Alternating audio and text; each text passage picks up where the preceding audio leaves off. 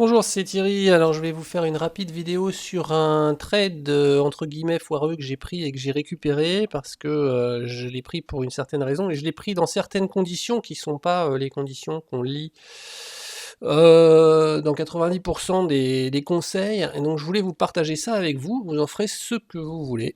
Alors, on va prendre juste un seul écran. Voilà, il est là derrière. Et donc, je vais le remettre en grand format comme il était. Alors, il s'agit de Athème. Donc, par quoi je commence? Je commence par le conseil de base qu'on entend partout, qui est le trading c'est simple, un point d'entrée, un stop loss, un point de sortie. Vous les définissez tous en même temps, comme ça vous connaissez votre ratio risk-reward, et puis par rapport à votre taux de succès, ben, vous verrez si votre espérance de gain mathématiquement sur un grand nombre de trades elle est positive ou pas. Bon, ça c'est la théorie.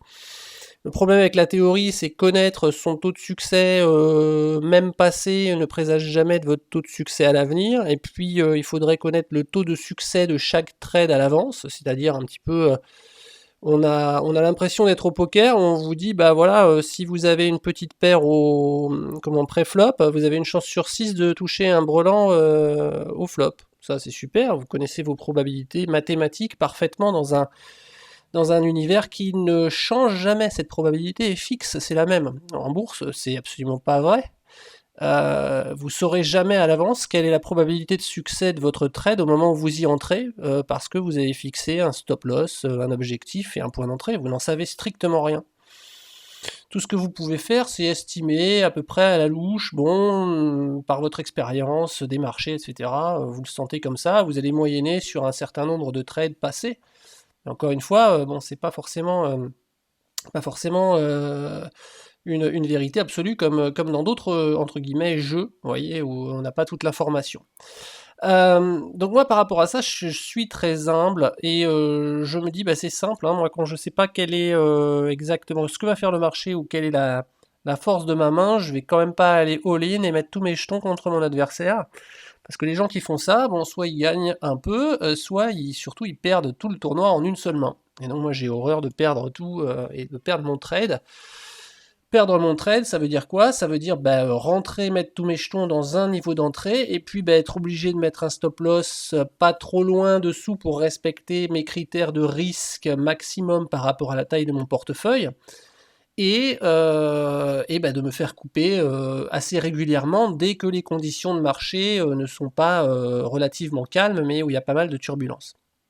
Or là, on est en mars, enfin on était en mars, pardon, quand j'ai pris ce trade, ça devait être la dernière journée de mars, je crois, regardez, voilà, c'est ça, 26 mars, vendredi 26 mars, bref. Bon, depuis février et mars, l'unité jour est assez agitée. Et il faut bien. La première chose importante, c'est de bien regarder quelle est l'unité stable, l'unité qui respecte les signaux, qui respecte ses supports et ses résistances. Ça a été l'unité jour pendant pas mal de temps, et aujourd'hui c'est beaucoup moins vrai. Il y a beaucoup de fausses sorties, il y a beaucoup de supports qui sont cassés avec des mèches basses qui repartent à la fin, donc on devient un petit peu chèvre. Et moi, je me suis rendu compte que dans ce marché-là, bah, l'unité stable, en fait, c'était l'unité du dessus, c'est-à-dire l'unité hebdomadaire. Donc, je vais vous donner un exemple, par exemple, avec deux autres valeurs. On va aller chercher, je repense comme ça, à Verimatrix. Euh, Verimatrix qui nous a fait voilà, un énorme gap baissier ici, regardez. Alors, vous étiez scotché sur les jours, vous pouviez vous dire, ok, il y a peut-être un support ici, je vais acheter sur la MM50 ou sur la Bollinger inférieure, ça m'a l'air assez sympa. Ou alors vous étiez plus prudent et vous vous disiez, bah ah, il y a un range ici, je vais quand même me mettre une ligne en support ici, regardez ce qu'a fait les cours. On a pété tous les supports de l'unité jour, on a pété la bolle inférieure, on a pété le support ici, on a même cassé la MM200. On est allé chercher un point au milieu de nulle part ici, au milieu d'une part, si on n'a pas regardé l'unité hebdomadaire. Et si vous allez regarder l'unité hebdomadaire, d'un seul coup, ça devient clair.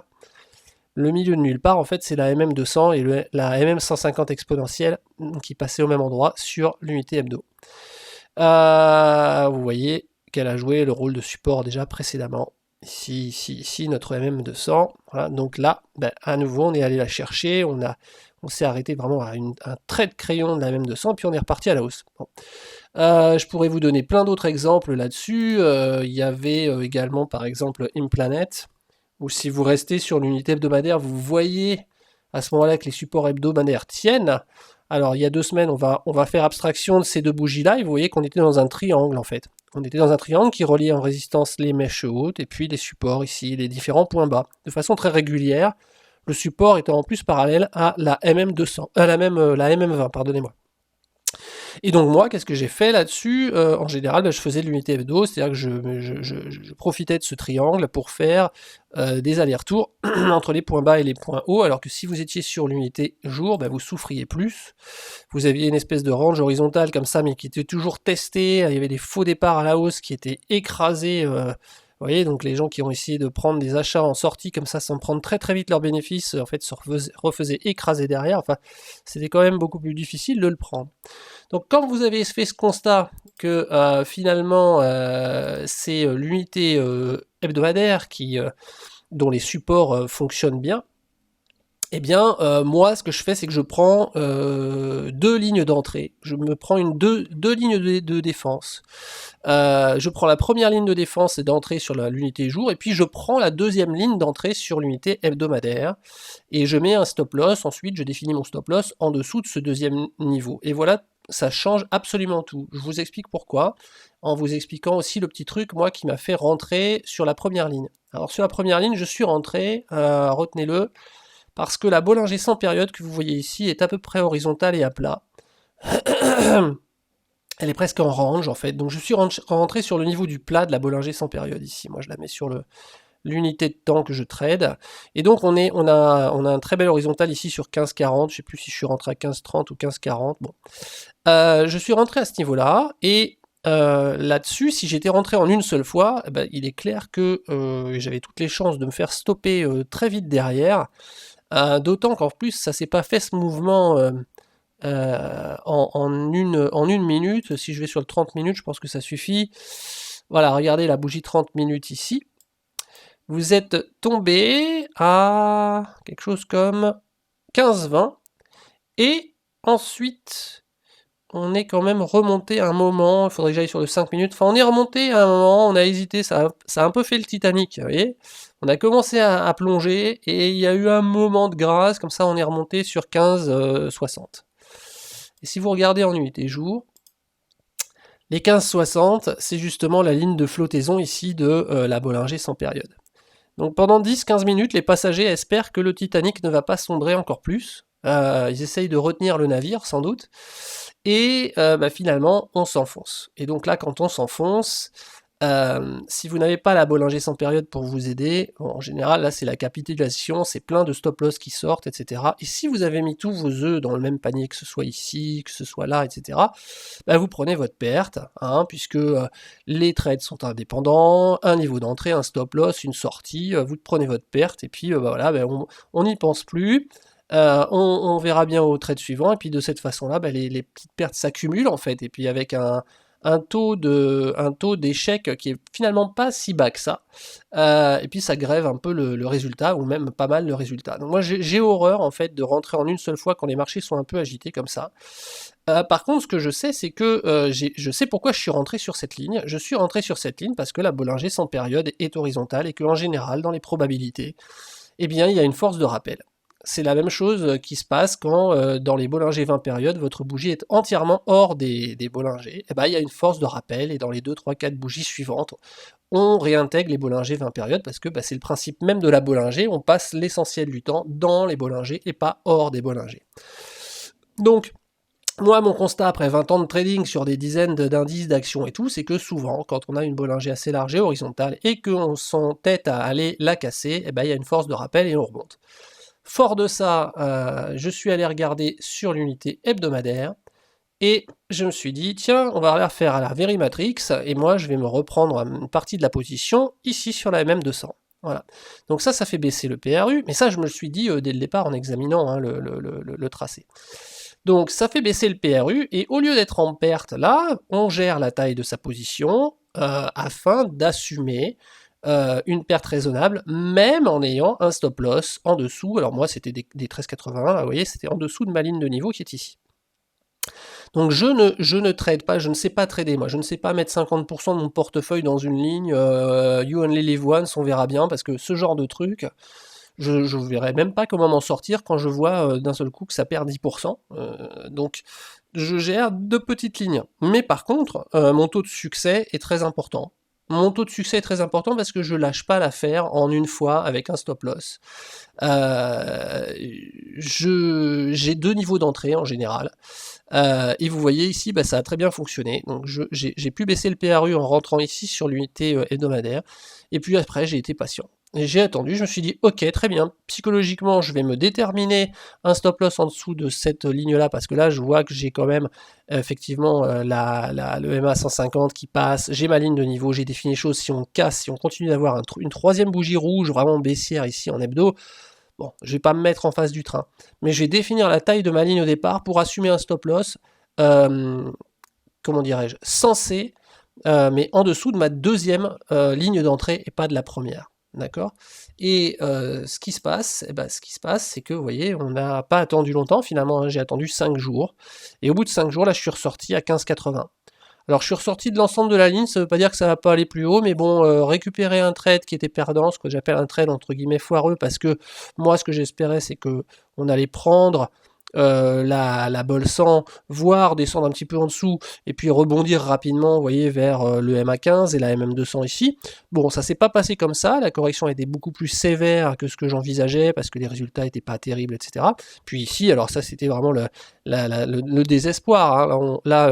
On disait, ah oui, les résultats sont terribles, elle va perdre son statut de valeur de croissance, maintenant si on calcule le PER, c'est énorme et tout. Bon, très bien au niveau fondamental peut-être, mais n'empêche qu'il y a des réactions haussières sur le marché techniquement, parce que vous avez les indicateurs. Donc je ne vais pas vous dire comment j'utilise à chaque fois tout mon système, hein, avec la Bollinger 100, je pourrais parler des squeezes et de la façon dont ça s'interagit aussi avec les autres, la Bollinger 20.